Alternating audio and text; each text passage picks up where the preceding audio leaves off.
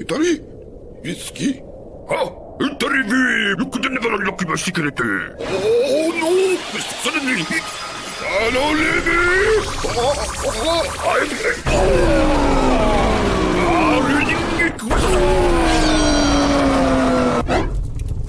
Let's begin. Indeed.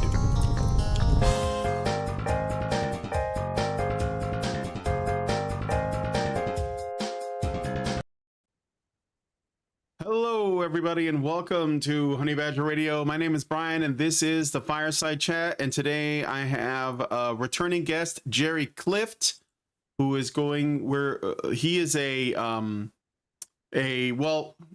part of I guess you guys, it's like a movement or like a little, team or collective that is looking to get there's an issue. It seems to be a rampant epidemic of false allegations. So, false allegations, which are all allegations are taken seriously, and some of them can be tools that are used to destroy people's lives, and you are one of those people. You guys are associated with the wouldyou.care, right? That's the website, wouldyou.care. Mm-hmm. And there's also a change.org petition for falsely accused and wrongly convicted former military service members. You are a service member, and I want to make sure I said your name at the beginning. I think I did. So Jerry Clifft, welcome to the show, first of all. Awesome. Yeah, thanks for having me. Yeah, and how are you doing? How are you faring since the last time we talked? I'm doing well. I don't have any real complaints. Life is pretty good, all things considering, so I'm hanging in there.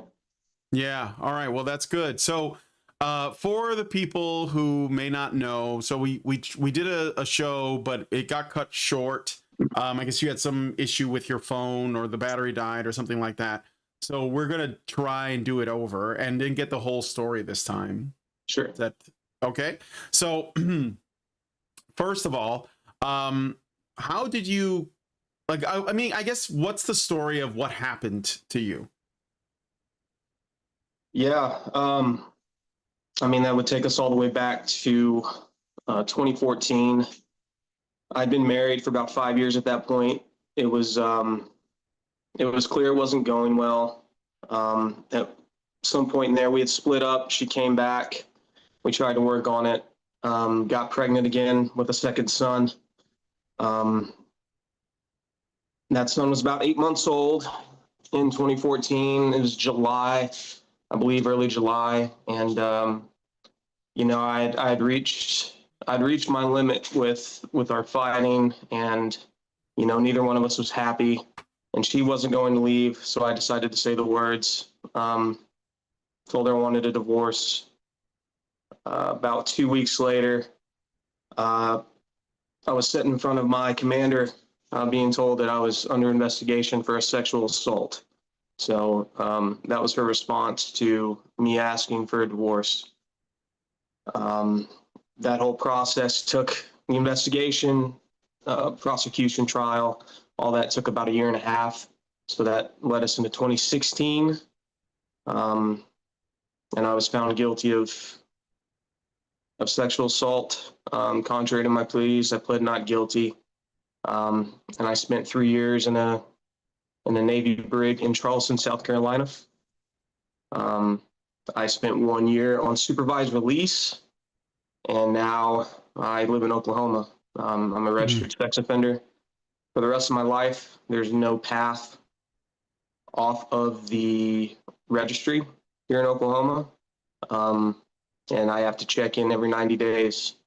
And randomly, sheriffs will come out and check my residence, check on me. It's much like being on parole. They'll come to my job, make sure I am where I say I work. That's the short and sweet, and we can kind of dive into the fine details as we go along, I guess. So yeah, so we will do that. Sure. First of all, wow, that sounds awful. So let's go back to when the allegations came out.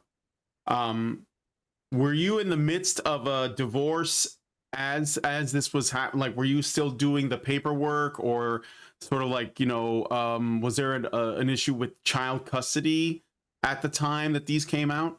There was.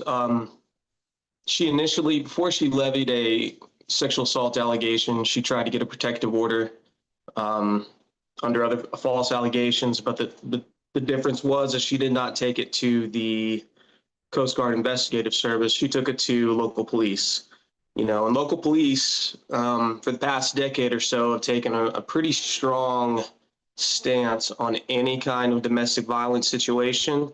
If there's any kind of suspicion, you're going to jail. It's a risk to the safety of the people involved. It's a risk to their career, and they opted to not arrest me. The judge opted to not put into effect a protective order, so that was dismissed. And it was shortly after that I was brought in to see my commander and showed the investigative sheet that she just had drafted up and the charges that they were investigating me for. Yeah. But yeah, it was pretty obvious that the marriage was over. The allegation is definitely evidence of that. But before, yeah, for sure. What was it that you were specifically accused of? Like, do you know what you were charged with? Yeah, specifically, I mean, this isn't verbatim, but it's going to be close. It was sexual assault by bodily harm, which is Article 120, enumeration B, which, they redid the 120 statute. It contains every sexual assault, sexually related crime, basically, in the UCMJ. And then I don't know about what it is these days, but back when I was charged, there was maybe 8 or 9 different enumerations in which the type of crime, the mode of criminality that you used to convey the sexual assault would have been charged under.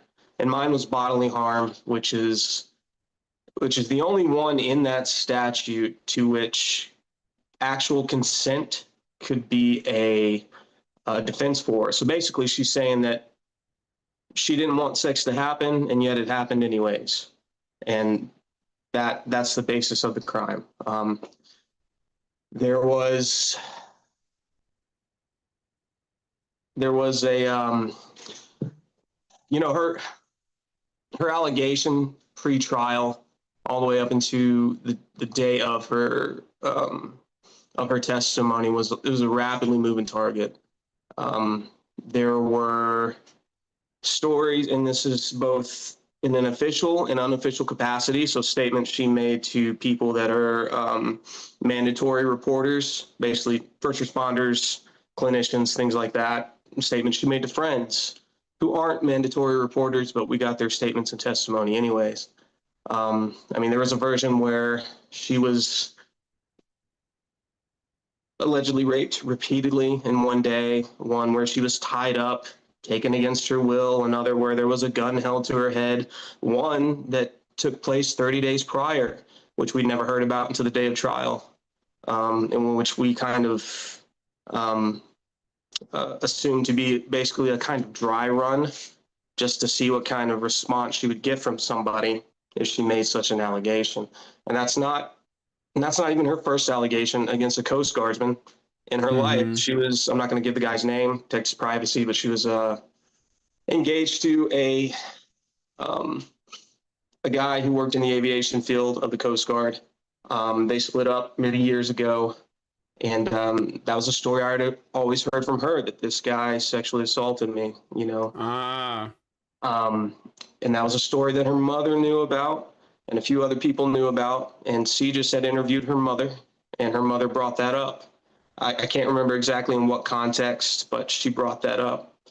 And when my accuser was pressed about that, she suddenly went silent and didn't want to talk anymore. And that was the last time she spoke to investigators. So, and wow. Yeah, go ahead. No, you go ahead. It's fine. Oh, all right. Well, let's see. Yeah, let's go back to, there's a lot going on there. So, you said that you guys were not getting along, like it wasn't working out. Maybe you Right. got married too young, too quickly, or whatever. All right. But you said that you fought, but when you fought, was it just verbal, or was there some, physical stuff that happened? Because like what the reason why I bring this up is that couples fight, it happens. In most domestic violence situations, it's both ways. Like they're both violent to each other, and Right. it's usually because they're generally dysfunctional. But the way that police are trained on dealing with, and not just police, but like anyone, that has like some ability to enforce, laws, that they're, whether it's the military or whatever, they're operating under the same model, which is it's a sociological tool called the Duluth model, which always assumes the men are at fault, which is why, even if the like if a woman is hitting a man and she hurts herself harming him, she could call the police on him and he would get taken away. And that's just kind of like the norm. So and I know that there's a lot of cases, probably most cases, where there isn't violence per se, but there is a lot of, raised voices and, shouting and stuff. There may be like, you may feel like you're close to like, cutting loose and all that. But what I'm wondering about is when you guys argued, I'm wondering if she's not marrying, like maybe like a kernel of truth to a much larger lie, so that, like that, you know what I'm saying? Yeah. No, I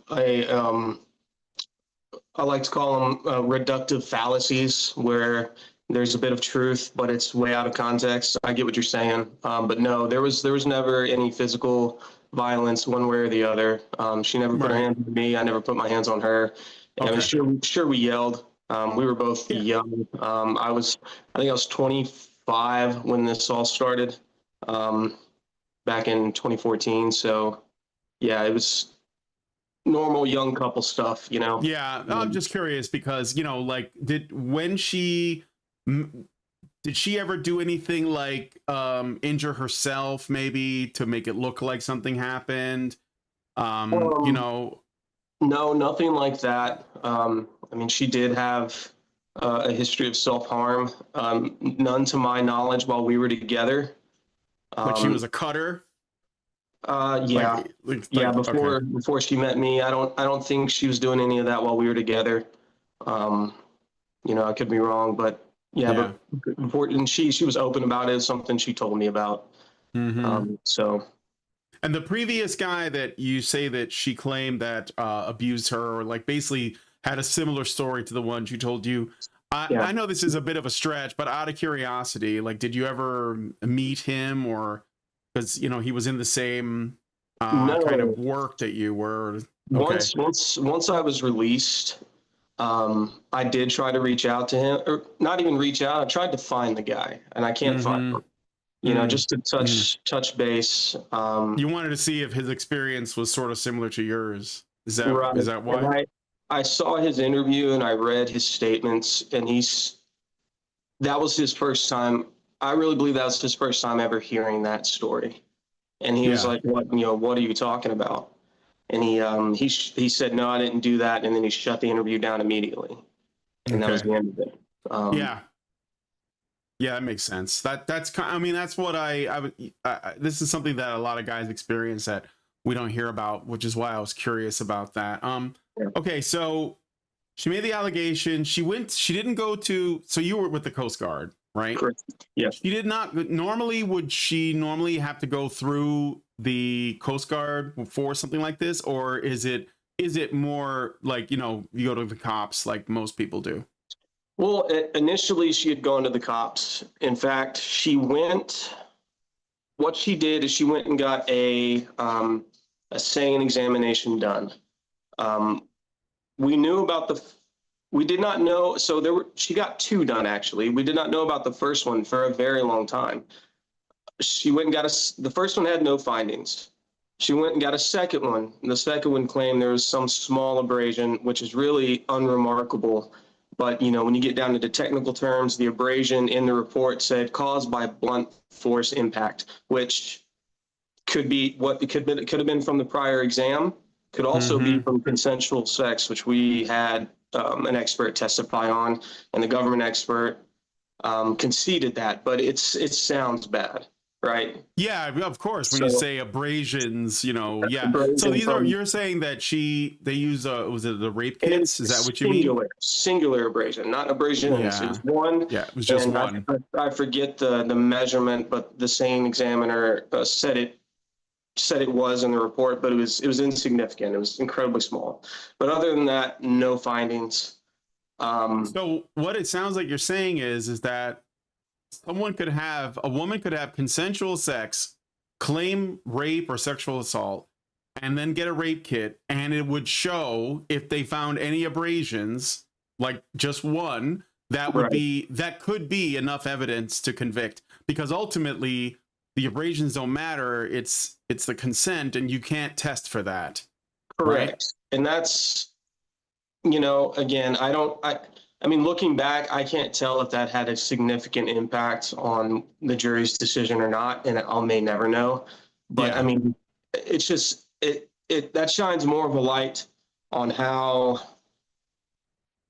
to what lengths the prosecution, the government will go to paint a picture. It's like, truth is not the goal. All right. It's all about the W. They want to win.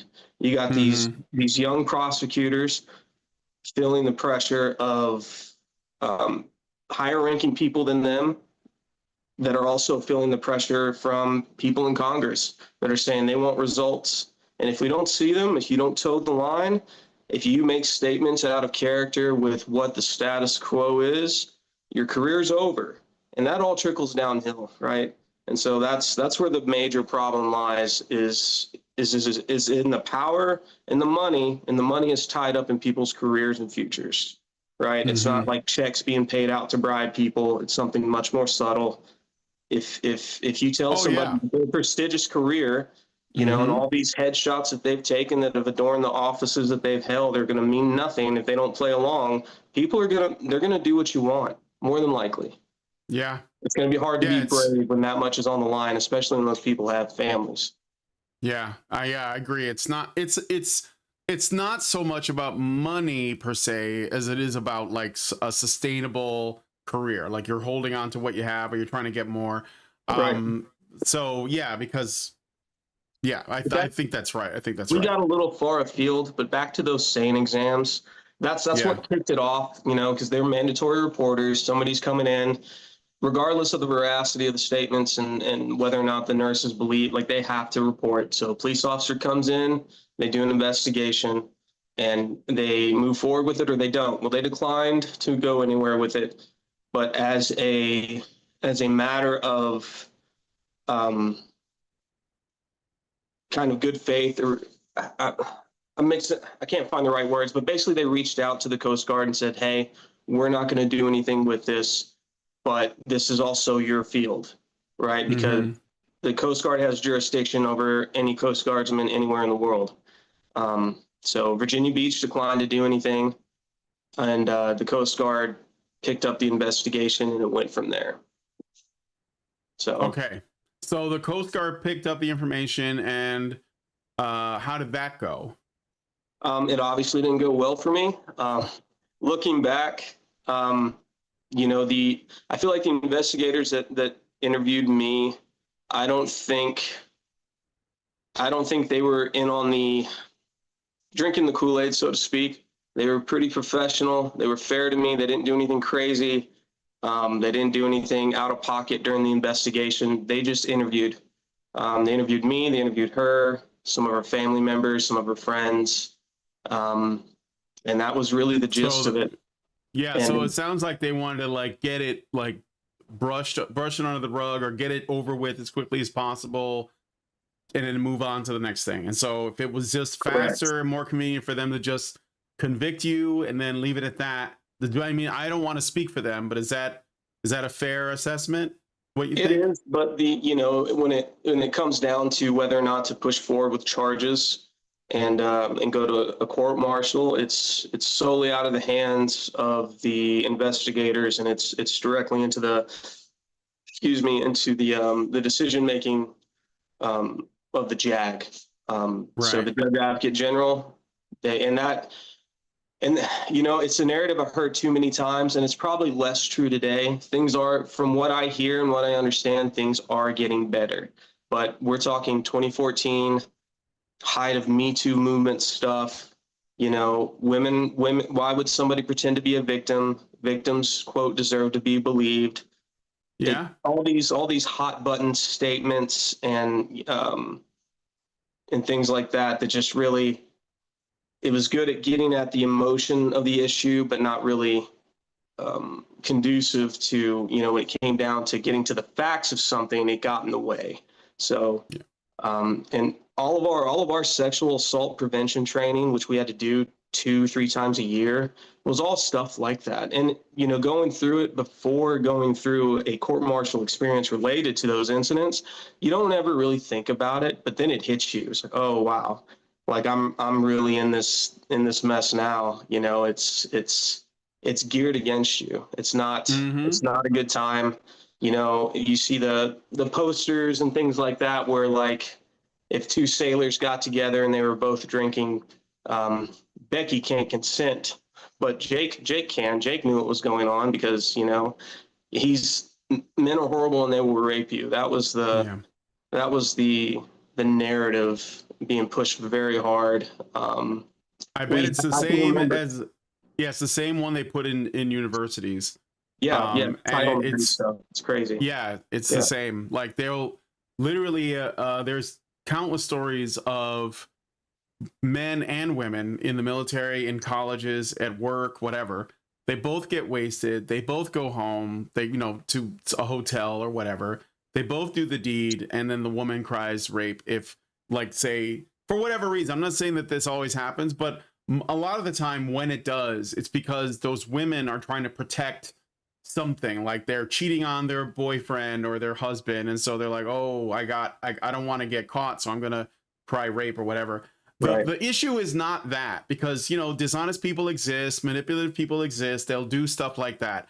The issue is that the system will support that. So, you know, guys will get thrown behind bars, they'll get court-martialed, they'll get unpersoned, they'll get put on, you know, sex offender registries, and it's that is really the issue, right? It's like, we have to do something about the way that we talk about these things, the way that we think about these things, like when we hear about them. And I think that most people have been sort of conditioned to side against the man when they hear the story without even considering, you know, any of the whatever the evidence might be or whatever, because it's kind of like in our nature to do that. So it's a shame, but I think I think things are getting better. I think that there is a bit more reason coming to things, because, like you mentioned, when the Me Too movement happened, it was such a big deal because of we already were conditioned to be like, oh no, those poor women, what are we going to do? But then there were some bad actors that were like, we're going to use this, right? And so they did. So and there's another layer to that in the military when it comes to the system being designed to favor a certain outcome. And that outcome isn't truth and justice. That outcome is propping up the victim in favor of putting the accused away. And that comes in the form of, and this was in the minutes of my trial, and it blew my mind to learn it. So when somebody makes an accusation, it's immediately ran up the pipeline. It goes right to CJIS, and an investigation is going to happen, period. It's never going to be contained within, it's typically for most crimes or accusations in the military, it starts at the command level. The command makes a decision. It's completely out of their hands and goes right to the investigative services. And at least back then, and for at least another 5 or 6 years after that, if you were accused and investigated, you were going to court-martial, period. It did not matter. Unless there was some crazy recantation or something like that, or they caught it on video, you were going to court-martial. It was going to happen. Didn't matter. It didn't matter if the local civilians dropped it. It was going to happen. But in addition to that fast pipeline to a trial stage, The accusers, there's a benefit for accusers to make these accusations. So for my situation, as an example, my accuser was a family member. She was a dependent. So there was an actual U.S. code, and don't quote me on it. It wouldn't be that hard to find if you did a Google search of it. But there's a U.S. code for accusers who are the victim of a service member that are, tied in as family, as dependents.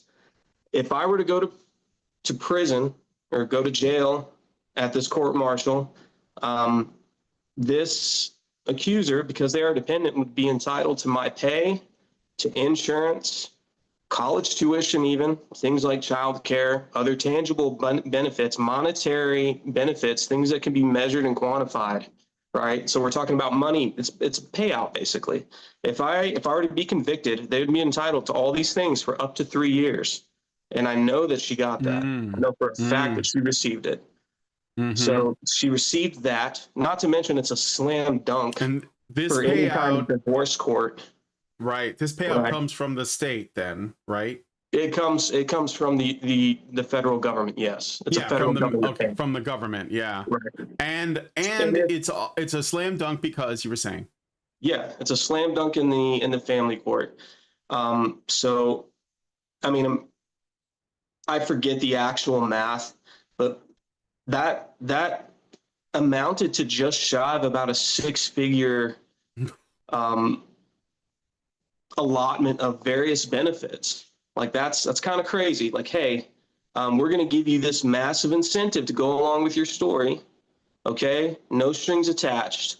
If it doesn't work, it doesn't work. I don't go to jail. She doesn't get the stuff. If it does work, I go to jail. She gets the stuff. Let's say it gets overturned or she recants or something like that. She's not going to be held accountable because they won't touch her. She's not under the jurisdiction of the UCMJ.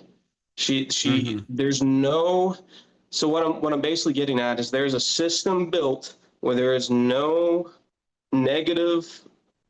She's got nothing to lose to do that. Nothing to lose, and not even nothing to lose, but like we're gonna prop you up and give you a real big incentive to go lie or stretch the truth, and hope for the best outcome for yourself. So imagine doing that in any other state, any other jurisdiction with any other law.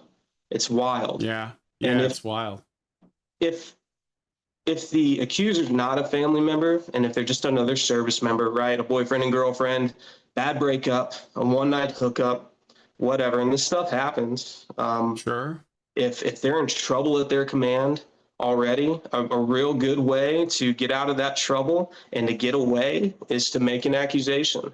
To protect the quote victim, they will pick them up and ship them elsewhere so they don't have to be stationed with their accuser. If it works, and just because of the documentation of that event, it's a fast track to 100% disability from the VA once you get out, because you have quote PTSD from your experience. Right? So more benefit, yeah. Oh yeah, more benefits. Crazy. It's insane. How much of this do you think is also the military itself trying to like cover its ass? No, sorry for the language, but like there's I think there is a rush in a lot of these cases with universities too. They're like, okay, this is gonna be bad for our reputation. Let's just push this through. He's guilty. We'll move on. Or at the very least, we're gonna come forward and like throw him under the bus, because if we don't and we defend the guy, or we like give him too much due process and take too long, it's going to get too many eyes on it. It's going to make us look bad. Do you think that's also a thing too with the military? Very much. I think the military has a very long history, and don't get me wrong, like despite what happened to me, I love my country. I'm very much still patriotic. I even love the services. It's not like I look at the JAG as a separate entity. Like we may have worn the same uniforms, but we're not the same. You know what I mean? Yeah, sure, of course. Given the opportunity, I'd throw it back on and go back to work tomorrow. But I think the military has a very long history of when the people, the powers that be, Congress, right, presidents, things like that, when they make decisions and they put their thumbs down on the military services and say, hey, we expect results on this issue, make it happen. I don't want to hear excuses. I just want to see it get done. Yeah. Suddenly the military is a hammer and everything is a nail, and they hit it hard, and they kind of deal with the casualties on the back end, which is what's happening now. We've seen that played out before in other realms of wartime issues like Vietnam, all the way forward to Kuwait, and most recently the global war on terror, the weapons of mass destruction, right? Yeah, Things yeah. like that. People pulling the strings behind the curtains, and the military went and did the bidding, and right, and they were doing what they were told, and it was all for something that didn't exist, and a lot of people knew it didn't exist. You know, and we're kind of jumping off into, I hate the word conspiracy, but it's very true. Like, that's very much a fact. For sure. Weapons of mass destruction didn't exist. They weren't real. Yeah. And then if you don't know that by now, I don't know what to tell you, you know. Like, I agree. Yeah, it's like there's a difference between the bureaucrats and the soldiers, right? Right. So that's basically what we're talking about. Speaking of bureaucrats, so the people who have been pushing this, I remember when we talked a little bit about Klobuchar, who was, I think that it was like, yeah, it's Amy Klobuchar.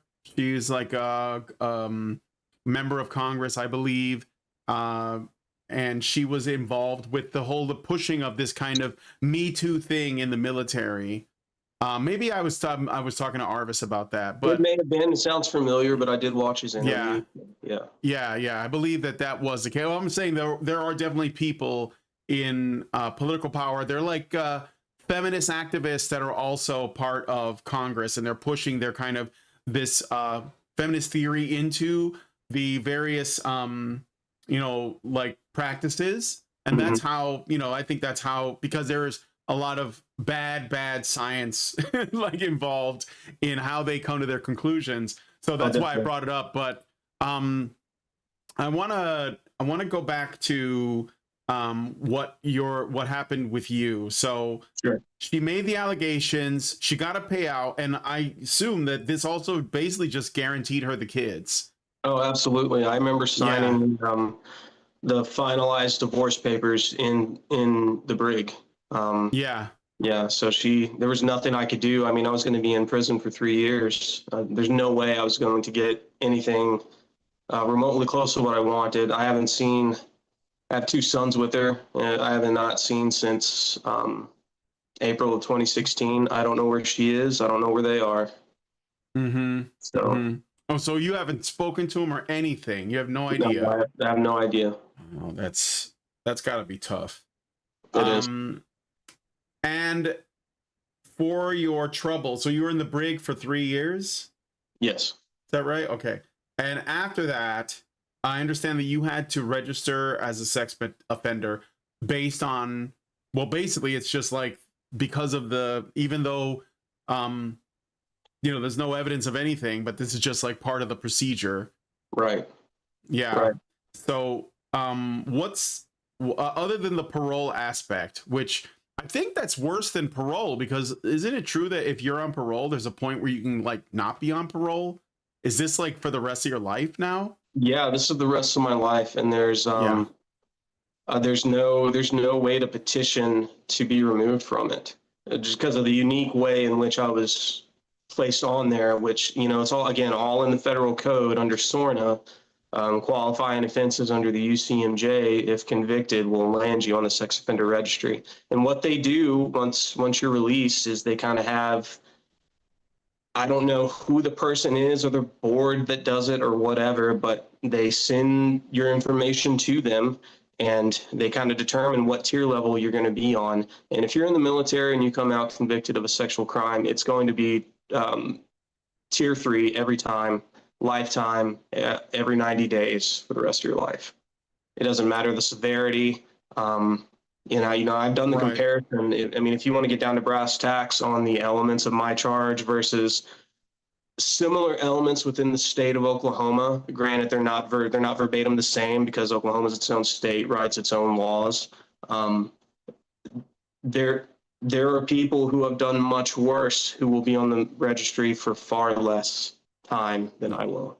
So that's crazy. yeah.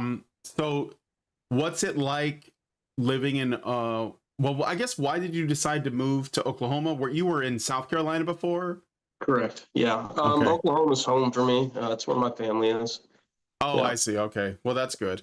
And how are, like, do you get into like any trouble for this, this stain on No, your record or whatever? Or no, occasionally it, I mean, I guess I quote have the benefit of it not being a trial that happened close to home. It happened very far away.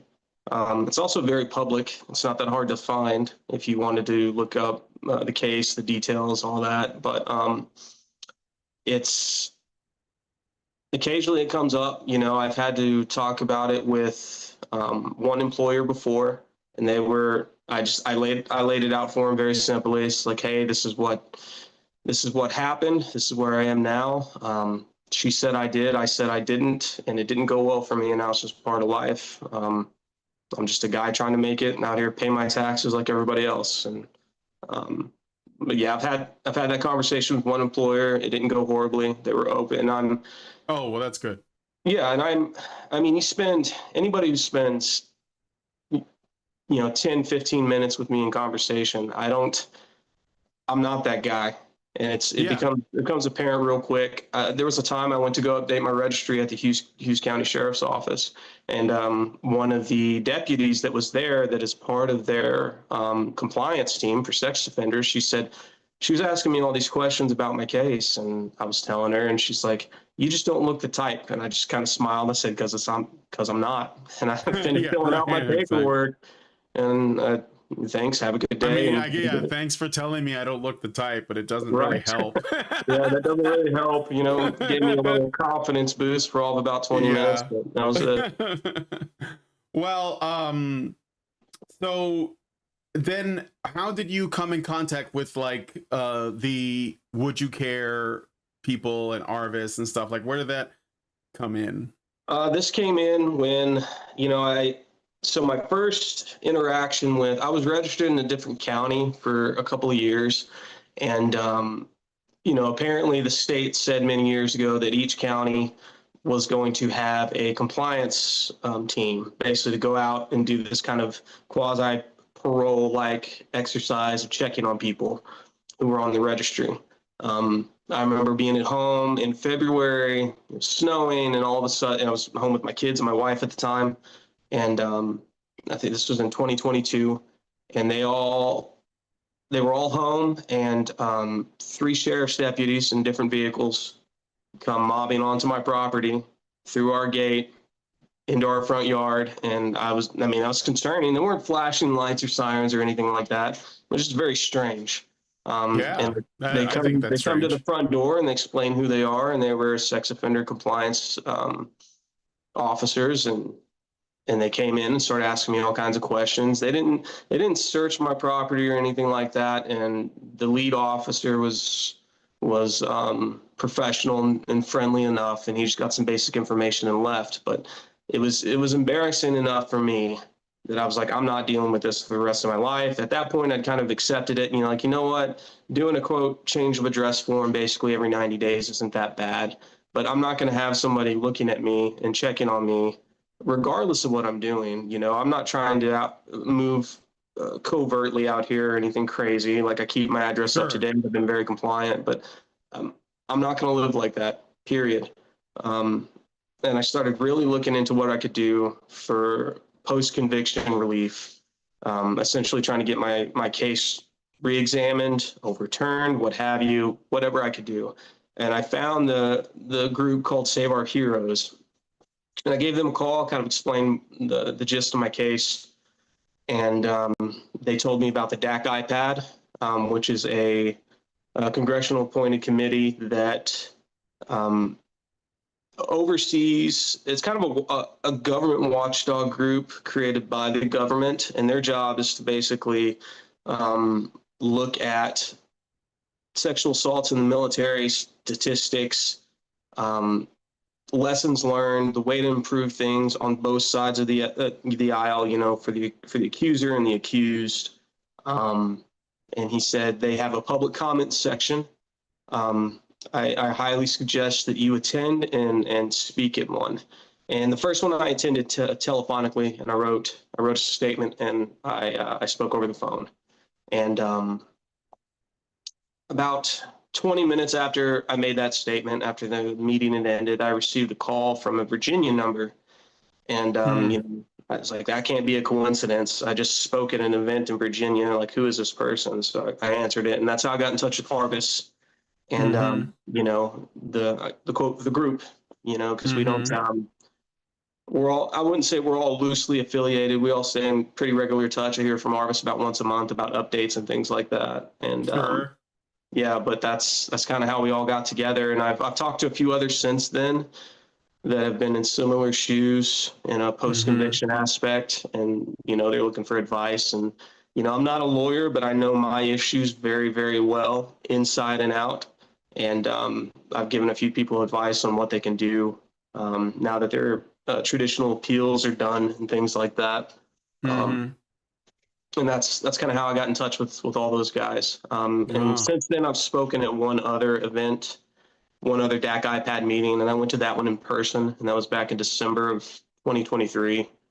And that was recorded and videotaped, and it's hard to get through my statement in person without crying. But Arvis said it was very worth it because he was watching everybody else in the room. He said, "You had him," and he said that I need to come back and do another one. I plan on it. That's an expensive trip, and I make okay money, but I want to go back and do it again for sure.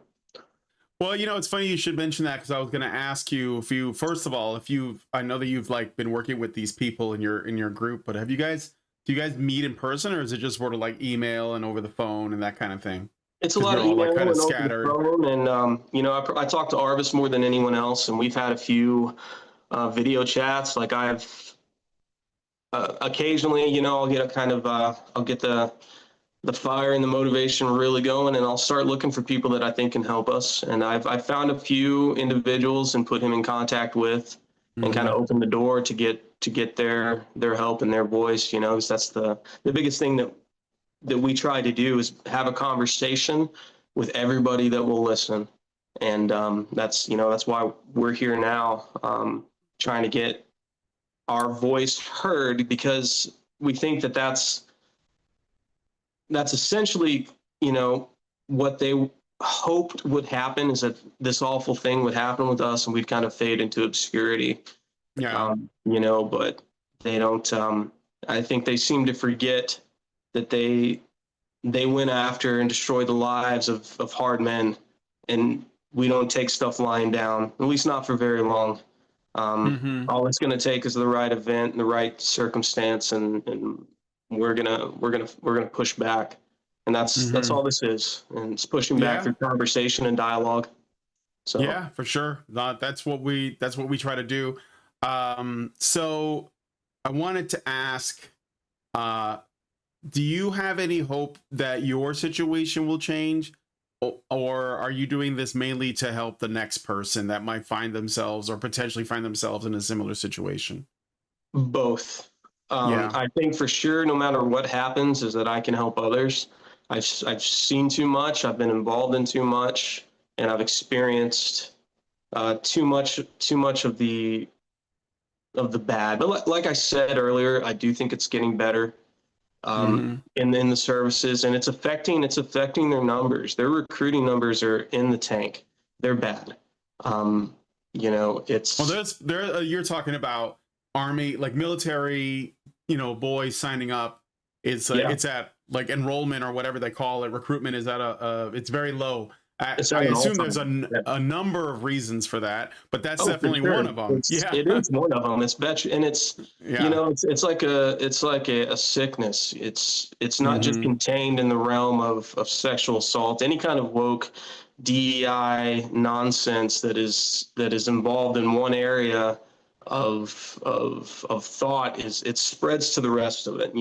Our quote, first female admiral is a man in drag. That is the most anti-feminist thing I've ever seen in my life. So you could say that, but I could definitely make the case that it's totally feminist. But it's like totally in line with that. Traditional feminist. Yeah. Yeah. You know, it's equal really parts, and I think that, you know, me and Arvis, we have a number of conversations. I know plenty of things that, not that I can't talk about, but that I won't yet, you know, just because there are things being done and movements being made and conversations being had with people capable of making real change. You know, the military did just release the guidelines behind standing up a conviction integrity unit, and some of the founding members of that movement they were there when I made my first statement, and they expressed interest in talking to me further. So my chances are never zero, but they're definitely zero if I don't advocate for myself, because who else is going to stand up and advocate for a convicted registered sex offender? Nobody's just going to do it. You know, you got to go out there and have those hard conversations. And that's part of the point of putting you in that category, is that you're going to become kind of like, you know, toxic for anyone to like even want to touch. It's like radioactive, right? Right. And I think it's irresponsible. And, you know, me and Arvis have had that conversation with navigating, getting other people on board to talk to us. Like it's a reality of our situation. We need to really understand it's not very palatable. It'll leave a bad taste in a lot of mouths. Like we need to really present it in a way, in a nice wrapping paper that says, hey, this isn't as bad as it sounds to talk about. Right. We're normal people. We're not. Well, I heard from Arvis that you guys have been working with, you know, a couple of other people to help spread the message, but also there's groups like the Innocence Project. Right. How's that going? Have you? Well, I don't know too much about that front. I guess Arvis lives and breathes this stuff. I mean, it's very important to me too. But you know, Arvis is very driven. The man at the front. You know, he's got all the answers, and he's making the most. He's definitely the one making the most effort. And the rest of us contribute if and when we can. And it's, you know, it's like a game of football where we're just trying to move that pigskin a few yards every time we get a chance to touch it. So, and we all just kind of try to do our part. So, I'm going to be meeting with Arvis next Tuesday, coming Tuesday rather, in person. I'm going to introduce him to another guy who's been doing a lot of work with men and men's issues. Paul Elam. He's like he's like one of the leaders, or one of the most active members. I don't like to say leaders because we all kind of do our own thing in our own way, right? So then what is, like, other than just continuing to spread the word of this, have you ever, you said that you are looking forward to like maybe doing like another speaking event or like a conference or something like that? Yeah, absolutely. If we had one, because so in case you don't know, we are part of the larger men's movement. We have these conferences. They're called the International Conference on Men's Issues, or the ICMI for short. And we do them every year. When COVID happened, we were doing them mostly online, but now we're back to doing them like in real, you know, like brick and mortar places. This one this year is going to be in Sydney, Australia. So that's probably a little bit too much. But we've been to Australia, the UK. There was one in India. So long as I can get in the border, I'm there, man. I know there's some weird issues with sex offenders trying to travel sometimes. If that's, I would love a good excuse to go to Sydney, Australia. So don't write me out just yet. Well, yeah. I mean, I don't know if we're gonna go, but I'd love to. But the one after that in 2026 tentatively is going to be here in the States.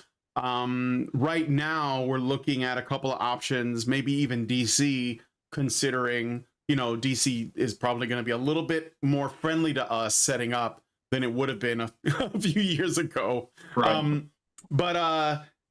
So there's just, I think that, like, you're right. I think that things are better. I think more people are having these conversations. I think that we're mostly like done with this kind of woke, framework of everything where you can't have honest conversations. You can't. And these are literally really empathetic, really compassionate discussions. They're not fake. That it's not about like looking better. It's about actually talking about solutions that are real and talking about problems that are real. And this isn't, like I said many times before, this is in the military, this is on universities, this is in the workplace, this is everywhere. It's in our, and it's something that we have to really confront. And what I think the key is that the more people that speak on it, the more courage other people will find to also speak on it. So Absolutely. Yeah. So do you have any like, because like now that we are going to be, I think that the numbers of enlisting men is going to grow. I think that we're seeing a positive change in the image of our military and our country. And I'm also extremely patriotic. Do you think that that being said, what advice would you give to young men going into the armed forces, just so that, they don't end up in a similar situation? Right. I mean, if this was a year ago, I would have said not on your life. And I make it very clear with some of the examples. And I don't skyline myself by telling my story if they don't already know it. I just tell them, it's not safe. It's not safe yet. Don't do it. But I think with Pete Hegseth as the Secretary of Defense now, and everybody kind of, it's like everybody's eyes are opening, and only the most extreme of the liberal left are clinging on to the incredible woke ideals of the past. I think it's going to get way better, and I still think that young men need to, when you go in, you need to, enjoy the experience, but at the same time protect yourself. You know what I mean? Like if you're going to have, it's dangerous, and it shouldn't be like that out here in the real world. It's not uncommon for you to go out and hang out with a friend or a girl you're talking to, and and you have some drinks, and suddenly you guys are both feeling it and you have a romantic encounter. But in the military, that could still be very dangerous. I basically say don't do that ever, even though Agreed. Even though that's not the circumstance that got me where I was. I've seen enough bad stories and bad outcomes to that situation that I would still advise don't do that. I would very much advise not dipping your pen in the company ink, so to speak. I think sleeping with your coworkers is messy. Being in the military doesn't make that any less true. I don't think the culture that has been cultivated over the last 10 to 15 years is going to be undone overnight. I think you need to be very careful and realize that even the best meaning of actions and intentions are gonna, they could have some serious consequences that you would have never expected. I don't think the coast is clear yet, but I think we're on our way to being a true war fighting nation. We have the greatest military on earth. I think it's taken a steep decline in the last several years, but I think we're on our way back, and people are starting to set all the BS aside and opening themselves up to the idea that we need to let our young men and women fight wars, real wars, not a war on whatever woke ideology they think is oppressing everyone else. That's not what the military is about. The military is about being ready to step up and defend our borders. Yeah, it's about effectiveness. That's it. Right. It's not sentiment. Right. I want to issue a correction. I want to thank Holly Yeager in the chat for saying, because I was thinking of the wrong person when I was trying to think of a senator, and I said Klobuchar, I think. That's not who it is. It's Kristen Gillibrand. Yeah, that's right. That's who I was thinking of. Yeah. Kirsten Gillibrand is who I was thinking of, and I apologize for that. But But yeah, I just want to say thank you, Jerry. Is there anything else you wanted to say before we end the show here? No, I think we did a pretty good recap. I mean, if people want to know a little more in depth about my story, I think our previous interview outlined that a little better. The content of her allegations and things like that. We don't need to crack that open again. It's back there. Well, yeah, I left it up there. I'll include a link to the original. Just Sure. so you know, it cuts off a little early because the battery on his phone died. Yeah. But you can just, merge them. This is like part 2. Just look at it like a part 2. So, yeah, a sequel, exactly. All right. Well, I guess that's it for me. I want to thank you guys. Let me just check to make sure I didn't miss any messages, because sometimes I do miss them, and I got to check our Discord server for those. By the way, you guys can join the Discord by becoming a member at feedthebadger.com/subscribe. Oh, okay. So nothing on there, but that's okay. Normally, because of the timing of this show, everyone's watching the Super Bowl right now, I assume, or getting ready to. So they'll probably see this tomorrow. 5:30, I think so. Yeah, a little later. But I want to thank you again, Jerry, for coming on the show. And Sure. If you guys want to check out the links in the description so that you can find ways to support, we basically just make it it's way too easy for people to make allegations, and then, everyone just gets behind it. And that's just not, that's unjust. It's just unjust. And it should not be the way that we conduct ourselves. So, I want to thank you guys for joining us on the show and checking this out and giving us a shot. So if you guys like this video, please hit like, subscribe if you're not already subscribed, hit the bell for notifications, leave us a comment, let us know what you guys think about what we discussed on the show today. And please, please, please share this video, because sharing is caring. Thank you guys so much for coming on today's episode of the Fireside Chat, and we will talk to you guys in the next video. Thanks, Brian. Are machines, dude. Okay? They are literal machines. They are talking point machines. They are impossible to fucking deal with, especially if you have like a couple dudes who have good memory on top of that too. Holy shit, you're fucked.